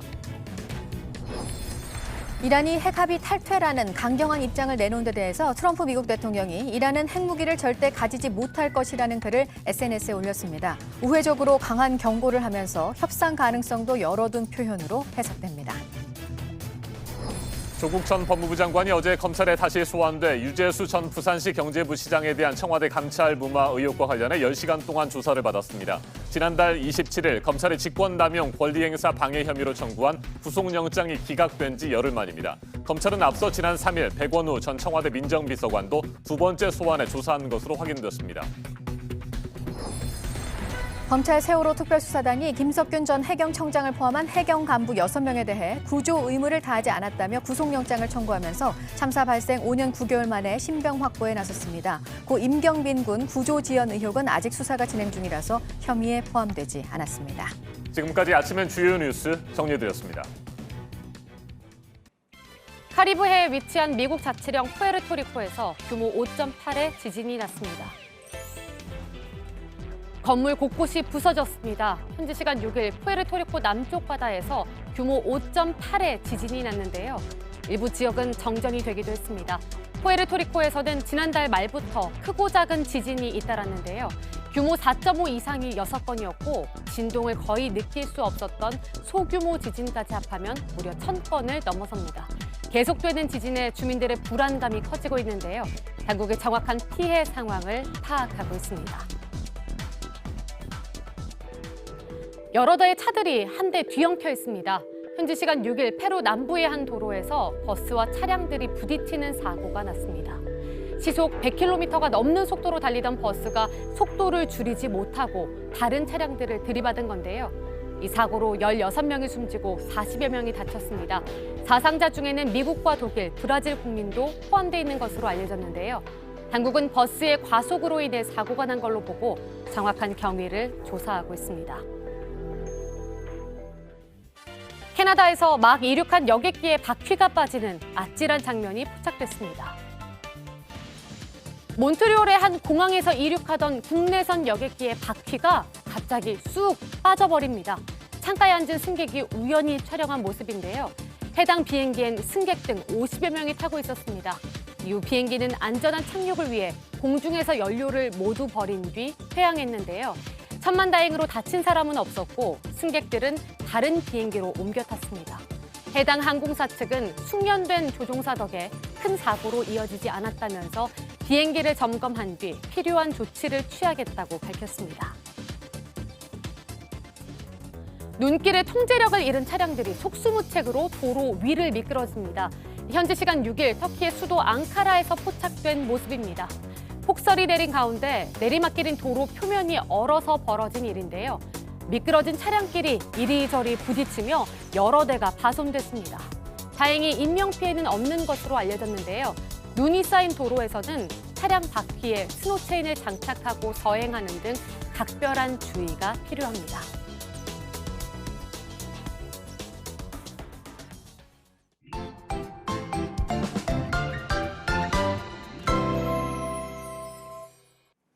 전국적으로 비나 눈이 내리고 있습니다. 내일까지 비와 눈은 이어지겠고 모레 아침부터는 다시 추워지겠습니다. 자세한 기상 정보 살펴보겠습니다.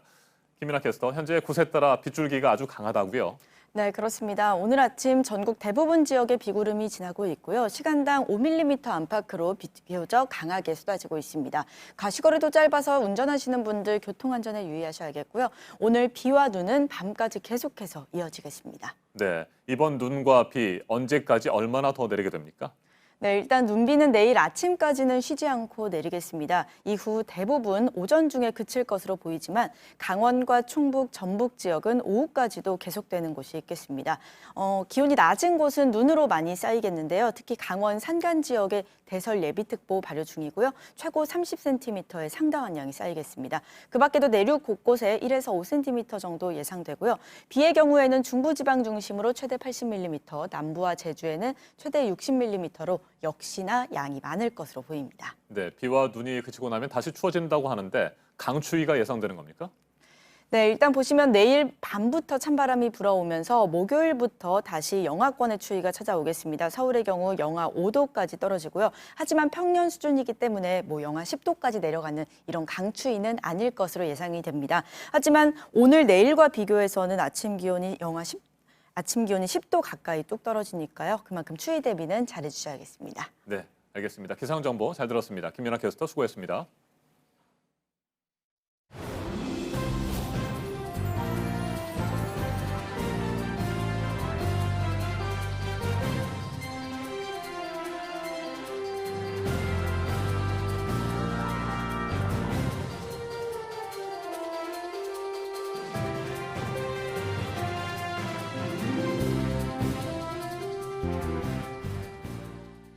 네, 화요일 아침 8시 1분 지나고 있습니다. 이란 문제도 이란 문제지만 미국에 또 걸려있는 게 이 북한 문제죠. 도발 가능성을 포함해서 미국을 향해 강경한 입장을 밝힌 바 있습니다. 오늘 아침에 북한 매체에서 김정은 위원장의 새해 첫 공식 활동에 대해 보도를 했는데요. 정면 돌파 전에 첫 해인 올해 수행을 할 경제 과업이라고 언급을 하면서 건설 현장 현지 지도 일정을 전했습니다. 보도국 연결해서 자세히 알아보도록 하겠습니다. 자력 갱생을 강조하는 모습이었어요. 네, 그렇습니다. 비료 공장 건설 현장을 방문을 해서 현지 지도를 했다라고 조선중앙통신이 오늘 아침에 보도를 했습니다. 김 위원장은 이 자리에서 순천 비료 공장 건설은 정면 돌파 전의 첫 해인 2020년에 수행할 경제 과업 중에서 노동당에서 제일 중요시하는 대상 중에 하나다라고 말했습니다. 앞서 지난 연말 노동당 전원회의에서 김 위원장은 농업과학연구기관 설립과 농업과학기술인재 육성 사업을 강조한 바 있습니다. 지난 3일 미국의 공습으로 이란의 군부 실세가 사망을 해서 김 위원장이 외부 활동을 꺼릴 것이라는 예상도 있었는데요. 이처럼 공개 활동을 알린 것은 자신감을 드러낸 것이다라는 분석도 나오고 있습니다. 네, 다음은 문정인 대통령 외교안보 특별보좌관이 미국 싱크탱크 국익연구소 세미나에서 한 발언 내용을 전해드리겠습니다. 문정인 특보는 이 자리에서 북미 협상에 있어서 미국이 좀 더 유연하고 현실적일 필요가 있다라고 꼬집었습니다. 비핵화를 먼저 해야 보상한다는 미국의 전략은 작동하지 않는다라면서 한 말입니다. 문 특보는 또 중국과 러시아가 추진 중인 안보리 대북 제재 완화 결의안에 대해서 북한의 상응 조치를 담고 있지 않아서 결함이 있지만 미국과 영국, 프랑스가 새 돌파구를 만들 방식으로 수정할 수 있을 것이다라고 제안하기도 했습니다. 네, 응급실의 안전 수준을 높이는 관련 법률이 오는 7월부터 시행이 된다고요? 네, 그렇습니다. 보건복지부에 따르면 그렇습니다. 오는 7월부터 응급실 보안을 보다 강화하는 내용의 응급의료에 관한 법률이 시행됩니다. 이에 따라서 전국 모든 응급실에 24시간 전담 보안 인력과 즉 청원경찰과 경비원 등을 말하는데요. 이 보안 인력이 배치되는 것입니다.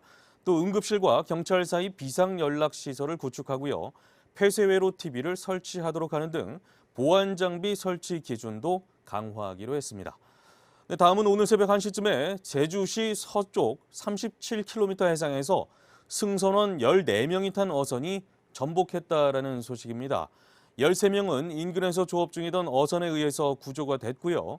나머지 1명은 해경 잠수 요원이 구조를 해서 병원으로 이송했지만 끝내 숨졌습니다. 네, 끝으로 속보 하나 더 전해드리겠습니다.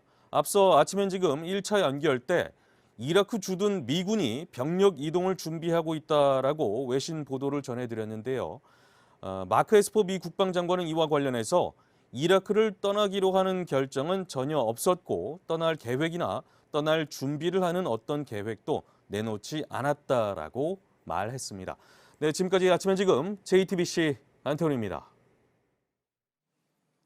당초 어제 오후 개최될 것으로 예상됐던 임시국회 본회의가 오는 9일로 연기됐습니다. 더불어민주당과 자유한국당이 합의하면서 잠시 숨고르기에 들어갔습니다. 자유한국당은 민생법안에 대한 필리버스터도 철회했습니다. 하지만 검경 수사권 조정 법안과 유치원 3법에 대한 필리버스터는 계속해서 고수하고 있습니다. 최영일 시사평론가 자리에 함께했습니다. 어서 오십시오. 안녕하세요. 네, 당초 더불어민주당 어제 임시국회 본회의를 열어서 검경 수사권 조정안 등을 일괄 상정 시도할 계획이었었잖아요. 맞습니다. 근데 갑자기 분위기가 바뀐 건 왜 그랬습니까? 네, 한국당의 제안이라고 심재철 원내대표가 밝혔죠. 네. 사실은 오후가 돼서 정동영 민주평화당 대표가 인터뷰를 하면서 자 9일로 본회의를 미루자는 이 연락이 왔다라고 하는 이야기를 밝혀서 민주당 쪽에서 조금 숨고르기를 하면서 그래도 마지막까지 새해 연초가 됐으니 한국당을 설득하려는 모습을 보이는 것이다. 이렇게 해석을 했었는데 이 늦은 오후에 알고 보니까 이제 한국당 쪽에서 네. 의원총회가 끝나고 자 9일로 본회의를 미루고 민생 법안을 먼저 처리하자. 우리는 170여 개의 필리버스터를 풀겠다. 이렇게 이제 이야기를 했다는 거죠. 이 제안을 민주당이 전격 수용을 하면서 4+1 협의체가 함께 이제 동의를 하게 된 것 같은데요.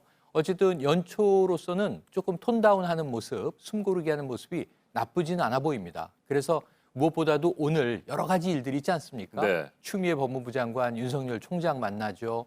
대통령 신년사가 있죠. 또 이제 정세균 국무총리 후보자 인사청문회 오늘 내일 열리죠. 그래서 이것을 좀 보내고 나서 목요일 9일 날 본회의가 열리게 된다면 민생법안 정도는 한국당도 합의한 상황에서 선처리를 하고 그 다음부터 이제 어쩔 수 없이 격돌은 예고됩니다만 격돌을 이어간다면 연초에 조금은 국민들의 눈을 의식하는 모습이 되지 않겠는가 하는 생각은 듭니다. 네, 국민들의 눈을 의식한 것이다. 뭐 이렇게 해석할 수 있겠습니다만 자유한국당의 입장에서 보면 말이죠. 지난 연말 공수처 설치법이 통과되면서 의원직 총사퇴도 결의하지 않았습니까? 네. 그렇게 강력하게 대응을 할 태세였었는데 맞습니다. 이렇게 갑자기 입장을 바꾼 건 뭐 또 다른 이유가 있습니까? 그래서 네. 어제 저는 이 의총에서 한국당에서 이런 좀 온건한 제안이 나온 것, 그리고 민주당의 제안이 들어간 것 이런 부분에 대해서 좀 가능성은 낮게 봤던 대목이에요. 말씀하신 대로 새해가 됐지만 총선을 바라보고 한국당의 입장은 강경투쟁이었고 특히 이제 사령탑, 컨트롤 타워인 황교안 대표가 장외에서 계속 투쟁을 이어가고 있지 않습니까? 원내에서도 이제 어쩔 수 없이 강경 전략으로 계속 가겠다. 어젯밤에 본회의 대치는 불가피하다. 이렇게 예상을 했었는데 그랬죠. 전격적으로 대전환이 이루어진 셈이에요. 그렇게 보면 적어도 원내에서는 조금은 다르게 가자. 그래도 합의를 해야 되지 않느냐. 그 아까 국민들의 눈, 총선에서 강경투쟁만이 이제 이 주요 상수가 아니다. 변수들도 고려하자. 이런 의견들이 좀 다수로 나왔을 것으로 예측이 되고요. 이런 측면에서 보면 사실은 연말 연초에 한국당 내부의 일각에서이긴 하지만 사실은 이 황교안 리더십의 문제 제기를 하면서 비대위 체제로 가야 되지 않느냐 하는 상당히 좀 심각한 리더십 문제 제기가 있었다는 것을 우리가 이제 보도를 통해서 분석을 했었는데요. 그러한 기류도 새해에 조금은 더 탄력을 받고 있지 않느냐. 대표적으로 이제 여상규 의원이 불출마 선언을 하면서 아주 지도부를 강하게 비판하지 않았습니까? 이 지금 패스트트랙 수사, 기소까지 연결됐는데 아무도 책임지는 지도부가 없다. 이런 문제에 대해서 당내 기류를 아마 황교안 대표도 고려하지 않을 수 없었겠다 하는 생각이 듭니다. 네, 민주당 입장에서는 오늘과 내일 진행되는 국무총리 후보자, 정세균 후보자의 인사청문회가 좀 부담이 됐을 거예요. 여야가 충돌한다면 말이죠. 그러니까 이게 장관 같은 경우에는 인사청문 경과보고서 채택이 이루어지지 않더라도 대통령이 재성부 요청을 하고 기한이 되면 임명할 수 있잖아요. 그런데 총리의 경우는 좀 다르지 않습니까? 반드시 국회 동의가 필요하고 지금 표결까지도 해야 되는 상황으로 보여지는데 이 한국당은 뭐 끝까지 반대할 것으로 입장을 이미 정해놓고 있는 상황에서 말씀하신 대로 부담이 될 것 같지만 사실은 이 정세균 이 후보자가 워낙 다선 의원이고 국회의장을 지냈고 또 이제 여야 모두 이제 인맥이 넓기 때문에 오히려 다른 후보에 비하면 부담은 덜한 편입니다. 지금 쟁점 두 가지 정도가 한 가지는 이 국회의장을 지낸 삼권 분립의 입장에서 입법부의 수장을 지낸 인물이 행정부의 2인자로 들어가는 게 옳은 것이냐.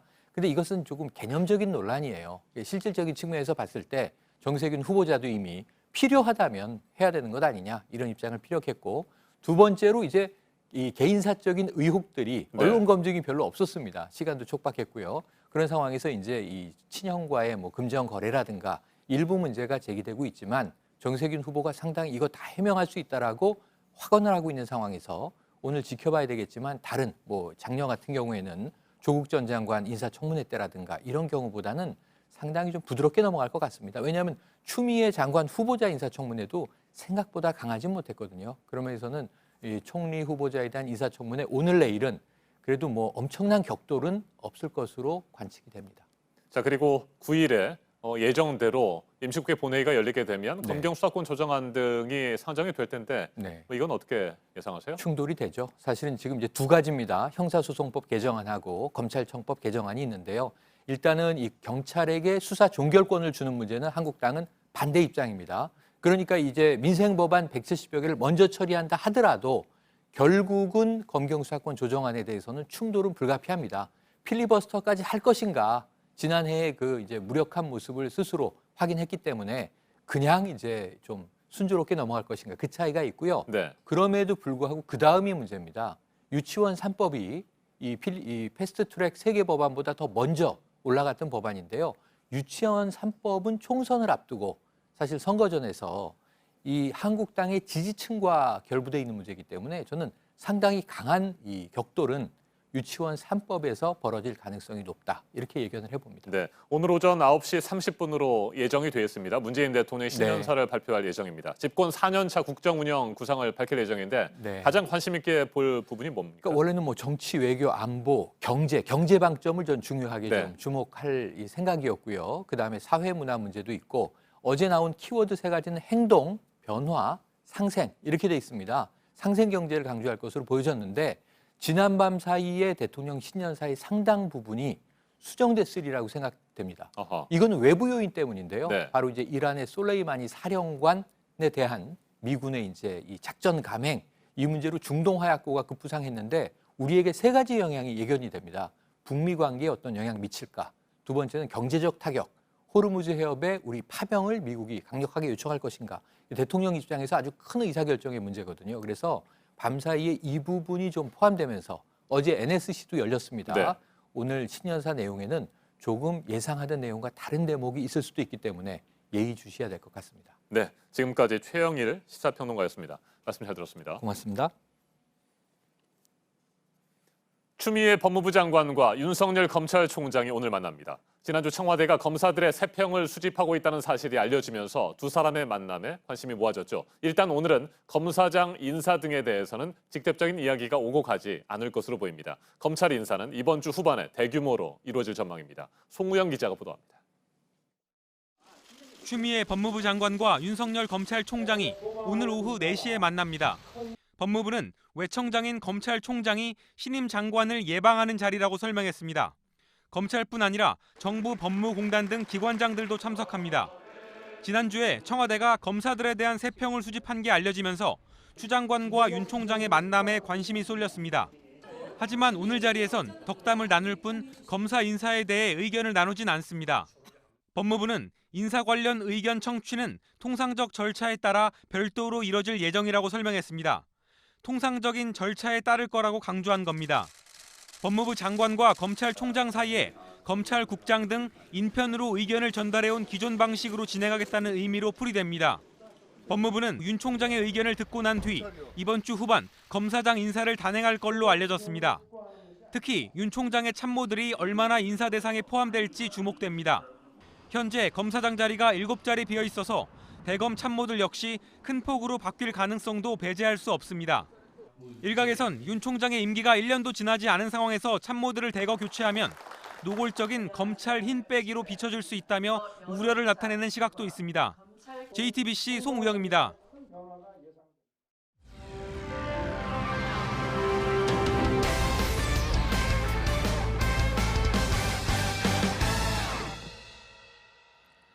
네, 미국과 이란 사이에 어떤 일이 일어날지 지켜볼 수밖에 없는 이유 가운데 하나가 전 세계 경제에 미치는 영향 때문입니다.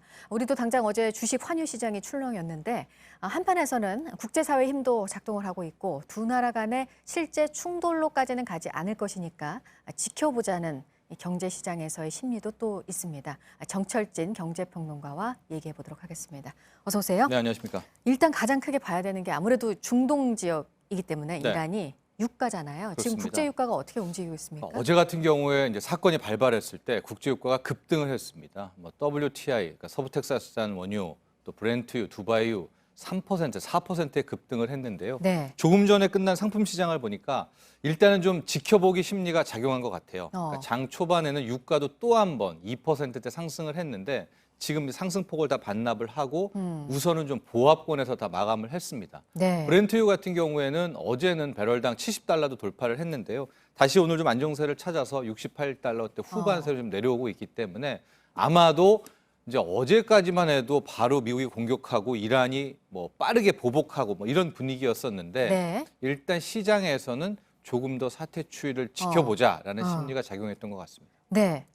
국제 유가가 이렇게 움직이면 우리로서는 이제 정부에서 판단하고 있는 거는 그렇게 큰 영향은 없을 것이라고는 보고 있지만 네. 호르무즈 해협 만약에 봉쇄 카드를 이란이 들고 나온다면 또 얘기는 달라진다라는 얘기가 있습니다. 네. 근데 사실 근데 이거는 또 전면전일 수 있어서 가능성은 그렇게 크지 않은 것으로 또 예측도 되고 있고요. 그렇습니다. 현재 이제 외교 또 특히 중동 전문가들이 생각하는 이란의 보복이 어떤 방식일 것이냐 이제 크게 네. 세 가지입니다. 뭐 언론에서 자주 언급됐죠. 해킹 방식이 하나가 있고요.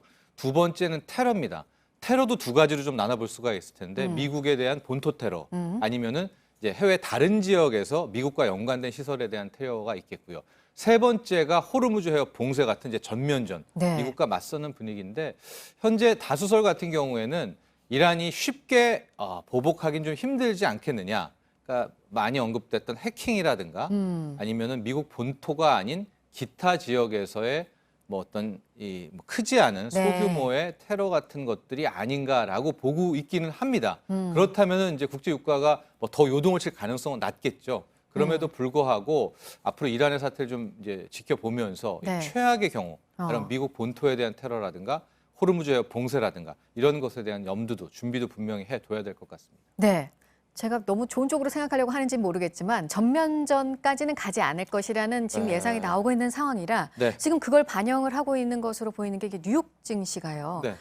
그제도 하락은 했는데 하락폭이 그렇게 크지 않았고 오늘 지금 마감을 된 장을 보면은 처음에는 큰 폭의 하락을 보였다가 다시 상승을 하면서 상승세로 전환이 돼서 지금 거래가 마감이 됐어요. 그렇습니다. 국제 유가와 거의 유사한 흐름이었다 이렇게 보시면 될 것 같은데요. 어제도 뭐 크지는 않았지만 0.8%대 이제 하락을 했었고 오늘 그러니까 어제에서 오늘 넘어오는 뉴욕 증시 장 초반에는 꽤 크게 빠지들 듯한 모습이었거든요. 그러나 결과적으로 조금 전에 끝난 뉴욕 증시를 보면 다우, S&P, 나스닥 모두 기술적 반등, 상승으로 일단 마감은 해놨습니다. 이 역시도 이란이 보복을 하기는 할 텐데 아마도 최악의 시나리오는 아닐 것이라는 좀 심리가 작용은 한 것 같아요. 근데 다시 한번 말씀드리지만 이제 이게 이틀간의 상황 아니겠습니까?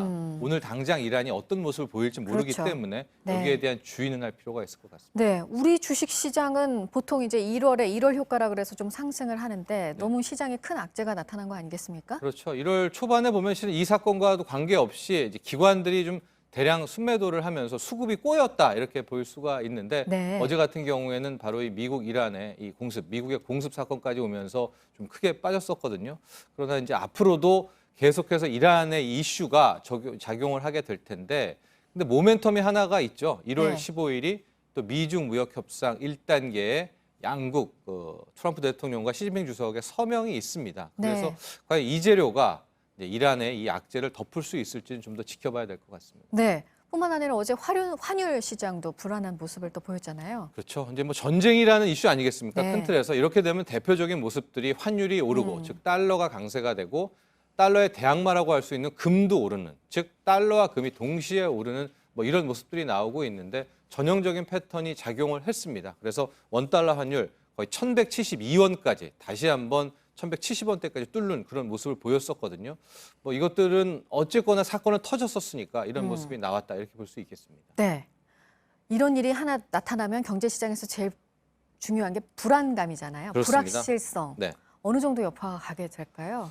불확실성이기 때문에 이것은 결국 미국이 뭐 이란을 완벽하게 제압을 하든지 이란의 카드를 확인을 한다든지 또 우리가 가장 원하는 미국과 이란의 어떤 모종의 뭐 화해 조치 이런 것들에 따라서 이제 뭐 주식시장이라든가 금값이라든가 금값도 뭐 어제 많이 올라서 뭐 6년의 최고치를 기록했죠. 유가의 모습도 나오게 될 텐데요.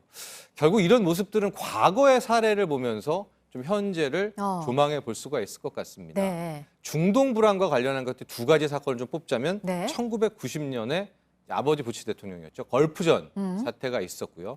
그로부터 약 10년 후인 2003년, 2001년 9.11 테러가 터지고 그다음에 이제 이라크의 사담 후세인에 대한 뭐 또 공약들이 있었지 않습니까? 2003년에 두 번 정도가 중동 관련한 뭐 악재였었다, 혹은 이 전쟁 이슈였었다라고 볼 수가 있을 것 같은데요. 그때도 어떤 패턴을 보였냐면 우선 미국 주가가 많이 빠지고요. 유가는 뭐 오르고 금값도 오르고 이런 모습을 보였는데 이게 언제 안정세를 찾느냐? 어떤 확실한 모멘텀에 나왔을 때 안정세를 찾습니다. 가령 이제 1990년 걸프전 때 보면 그 1월 17일 날 미국이 이라크를 대규모 공습을 해버리거든요. 완전히 거의 뭐 제압을 하는. 그때 오히려 유가가 급락을 합니다. 그러니까 이것은 불확실성이 끝났다. 미국의 승리로 끝났다.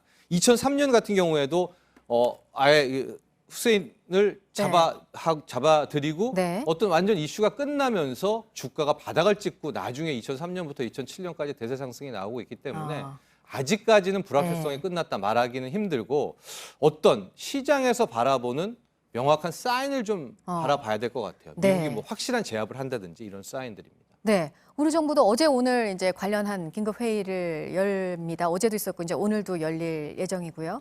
아직 뭐 급박한 상황은 아니지만 상황을 예의주시하겠다 이런 입장인 것 같아요. 그렇죠. 홍남기 경제부총리도 사안이 급박한 건 아니다. 이건 왜 그러냐면 미국이 이란과의 핵 탈퇴를 한 것이 2018년이었었고 1년간 유예 기간을 주면서 우리가 이란과의 교역이라든가 원유 수입은 다 끝을 냈거든요. 그러니까 우리에게 걸리는 것은 유가 급등, 요 재료다. 금융시장 불안과.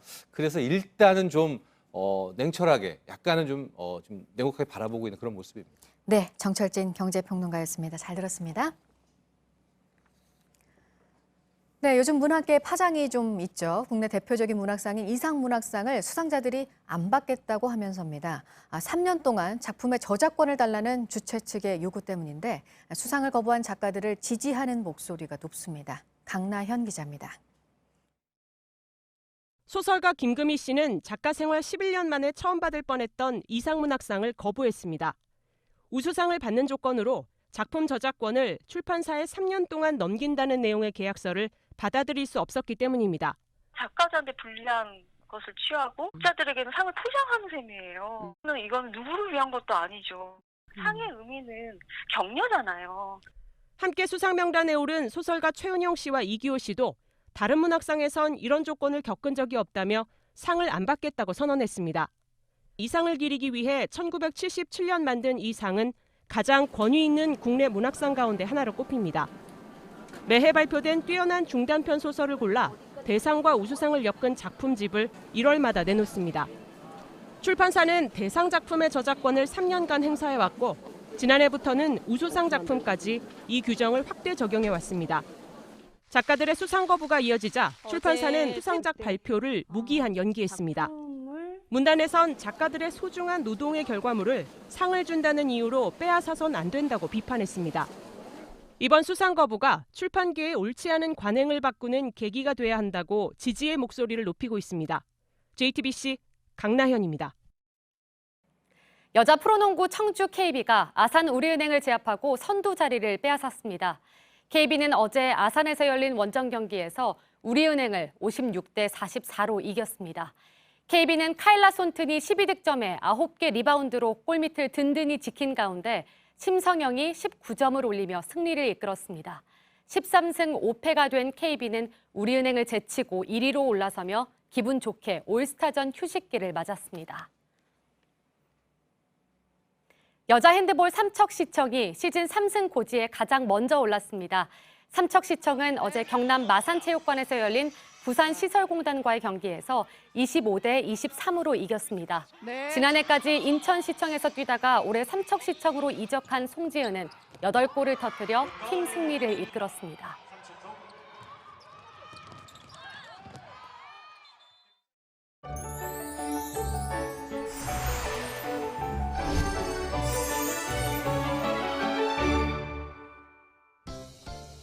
오늘 아침 전국에 비구름이 가득합니다. 거의 모든 지역에 비나 눈이 오고 있고요. 곳곳 시간당 5mm 안팎으로 빗줄기도 강한 편입니다. 비는 내일까지 이어지겠고요. 내일 오전에 대부분 그치겠지만 강원과 충북, 전북 일부 지역은 오후까지 이어지는 곳도 있겠습니다. 강원 산간에 내일까지 최고 30cm의 눈이 쌓이겠습니다. 그 밖에도 비가 중부지방에 80mm, 남부지방 중심으로 60mm로 양이 많겠습니다. 계속해서 돌풍과 천둥, 번개도 동반하겠고요. 강원 북부 산간에는 대설 예비특보도 발효 중입니다. 오늘 낮 기온은 서울이 7도, 대구가 13도, 전주와 광주는 16도로 어제보다 더 높겠습니다. 북한은 최고 7도 정도로 우리나라보다는 쌀쌀하겠습니다. 내일 비가 그치고 밤부터 찬바람이 강하게 불어오면서 모레 목요일 아침부터 다시 영하권으로 뚝 떨어지겠습니다. 기상정보였습니다. 아침엔 뉴스워치, 오늘 하루 관심을 가지고 지켜봐야 할, 기억해야 할 뉴스 끝으로 정리해드립니다. 국회가 오늘부터 이틀 동안 정세균 국무총리 후보자에 대한 인사청문회를 진행합니다. 도덕성과 업무 수행 능력 등을 집중적으로 검증할 예정입니다. 자유한국당은 국회의장 출신 정 후보자의 총리 적격성 여부를 계속해서 문제 삼고 있으며 친형과의 금전관계를 비롯한 각종 의혹을 제기하고 있습니다. 반면 더불어민주당은 야당의 의혹 제기를 정치 공세라며 비판하고 있습니다. 그러면서 정 후보자가 국민 통합을 이룰 적임자라고 맞서고 있습니다. 조국 전 법무부 장관이 영장이 기각되고 열흘 만에 검찰에 나와서 10시간가량 조사를 받고 돌아갔습니다. 검찰은 청와대 감찰 중단 의혹과 관련한 윗선 개입 여부 등에 대해서 보강 조사를 한 것으로 전해졌습니다. 이란에서 신의 대리인으로 통하는 최고 지도자 하메네이가 공개석상에서 눈물을 보였습니다. 미군의 공습으로 숨진 술레이마니 이란 혁명수비대 사령관의 장례식장에 섭니다. 이란 국민을 위로하면서 다시 한번 미국을 향해 보복과 경고의 메시지를 보낸 것으로 해석됩니다. 도널드 트럼프 미국 대통령은 이란이 핵 합의 탈퇴를 선언한 것과 관련해 이란은 결코 핵무기를 갖지 않을 것이라며 우회적으로 강한 경고의 신호를 보냈습니다. 문재인 대통령이 오늘 신년사를 발표합니다. 한반도 평화 구상과 특히 경제 정책에 집중을 해서 올해 국정 목표를 구체적으로 설명할 예정입니다. 신년사가 시작되는 잠시 뒤 9시 반부터 뉴스 특보로 전해드리겠습니다. 오늘 전해드릴 소식은 여기까지입니다. 이상으로 JTBC 뉴스 아침엔 화요일 순서 모두 마치겠습니다. 건강한 하루 보내시기 바랍니다. 고맙습니다.